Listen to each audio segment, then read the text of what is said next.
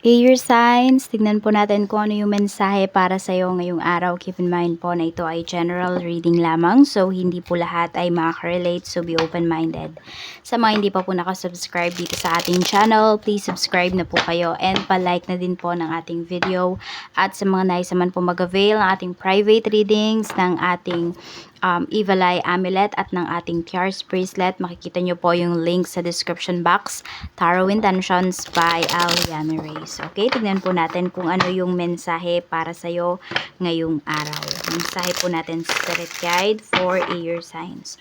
Gemini, Libra, and Aquarius. Gemini, Libra, and Aquarius. Tignan natin. Gemini, Libra, and Aquarius. We have 5 of Cups. Okay.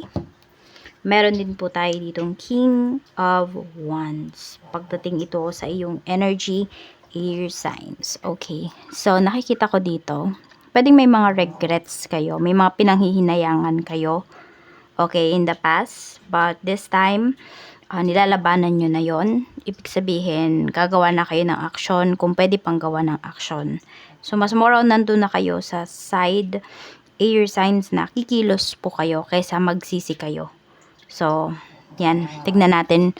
Okay, pwedeng may mga ginagawa kayo sa life ninyo ngayon na hindi na talaga ninyo hahayaan na kayo ay magsisi pa. So, tignan natin sa family mo. We have Ace of Wands. Meron tayo ditong The Magician. Okay? At mayroon tayo ditong Judgment. Ang pinapakita sa family nyo, madalas kasi ngayon is puro pag-alis, air signs, ayan. So, pwedeng may mga nag-travel. Di ko alam kung may mga biyahero, biyahera ba sa family po ninyo. So, ayan, pwedeng ngayong araw, may aalis sa bahay, may mamimili, may magmamarket, ganun. Okay, so tignan natin. So, nakita ko rin naman dito na busy yung family members mo. Pwedeng may may makikipag-meet up, ganyan. So, yun po. Para kasing maraming tao. Pwedeng may mga pupunta na mga kamag-anak mo dyan sa bahay. Makikipag-chikahan, yung mga ganyan. Tignan natin. Pagdating naman po sa friends, we have the World. We have 2 of Pentacles. Okay, so nakikita ko lang naman dito, pagdating sa friends mo or sa friendships po ninyo, air signs is kahit na nasa malayong kaibigan mo, kahit na nasa ibang bansa siya, andun pa rin, intact pa rin yung inyong friendship. Okay, nagkakaintindihan pa rin kayo at nagbibigay pa rin kayo ng oras sa isa't isa. So, parang pinapahalagahan nyo talaga yung inyong relationship. Kayo ng, ng mga friends mo. Maybe, hindi man kayo laging nagkikita, pero nandoon po na kapag meron talagang nangangailangan sa inyo, nangangailangan ng kausap, ng pera, lahat na, mayroon ka mga kaibigan na maaasahan talaga. Iilan lang sila, air signs, pero sabi ko nga, mas pinapahalagahan mo yung quality ng kaibigan kesa sa quantity. Tignan natin pagdating sa yung love life. We have Knight of Swords. Di ko alam kung may nagagalit sa'yo dito, pero mas more on nakikita ko dito, air signs, wala naman nagagalit. Merong tao dito na parang gusto kang kausapin. Ayan, parang hindi matahimik yung taong to hanggat hindi kanya nakakausap. We have 10 of Cups. Could be your ex, parang gusto niyang bumalik sa life mo. Yung iba naman po sa inyo, pwedeng asawa mo to, person mo to, gusto niyang makipag-usap sa'yo, gusto niyang planuhin yung future po ninyo. So, mas more on, ayan, maganda yung pinapakita sa atin dito, air signs pagdating sa love life mo. Kung kayo naman po ay single, medyo maghunos dili po kayo dito pagdating sa inyong talking stage, ganyan, sa getting to know each other po ninyo. Oo.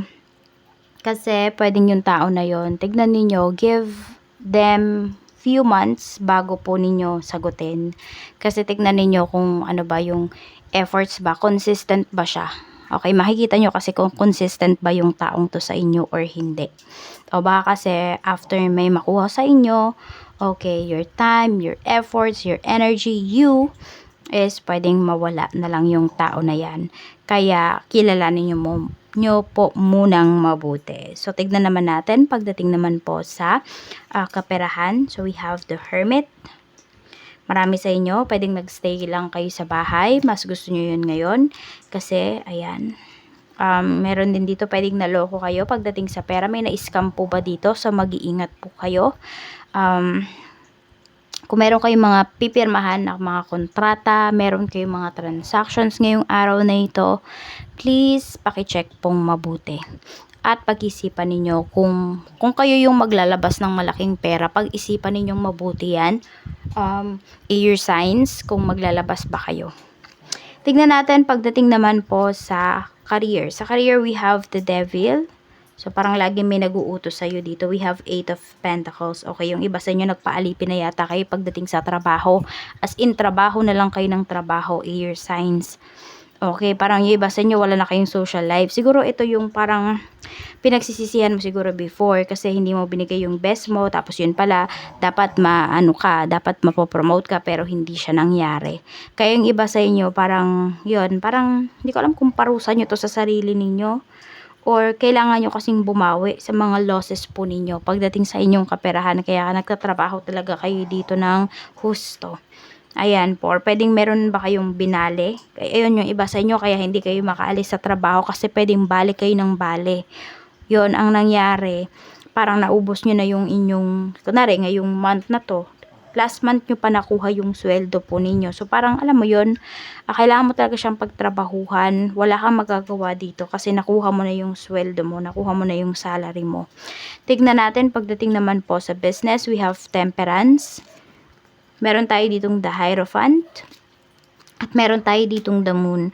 So, kailangan yung iba po sa inyo, meron kayong gawin na big changes pagdating po sa inyong career. Yung big changes na to, just make sure lang po talaga na ito ay pinaghandaan ninyo at pinag-isipan po ninyo.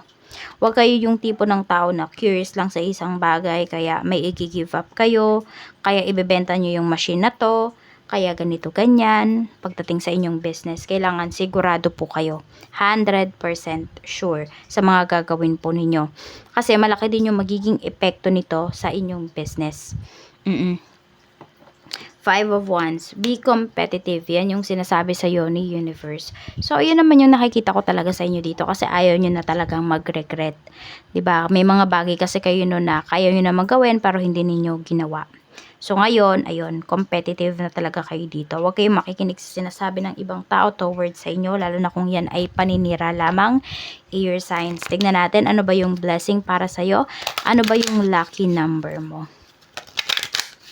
Spirit guide, ano po yung blessing? Ano ba yung lucky number ni air signs? Tingnan natin.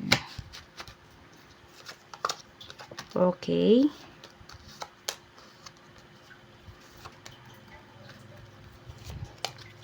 So, a blessing on your creativity. So, yan nga po, palaban, courageous.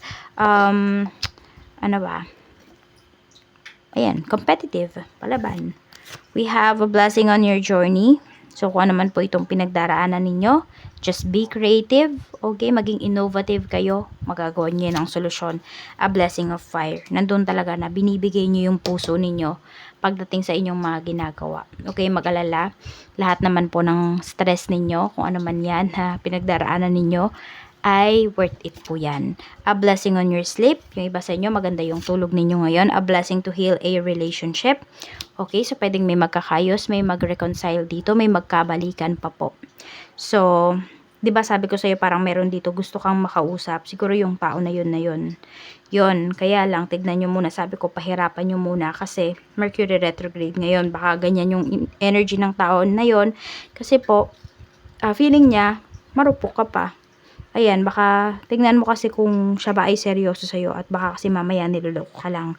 Baka mamaya ay paglaruan ka lang. So, maging maingat kayo, maging wiser na kayo. 19, 22, 5, 8, 6, and 3. Yan po yung iyong mga lucky numbers. Maraming salamat po. Air signs sa walang sawang pagsuporta ninyo dito sa aking channel. Mag-ingat po kayo always. Siksik, liklik at umaapaw na blessings ang paparating para sa'yo ngayong araw na ito.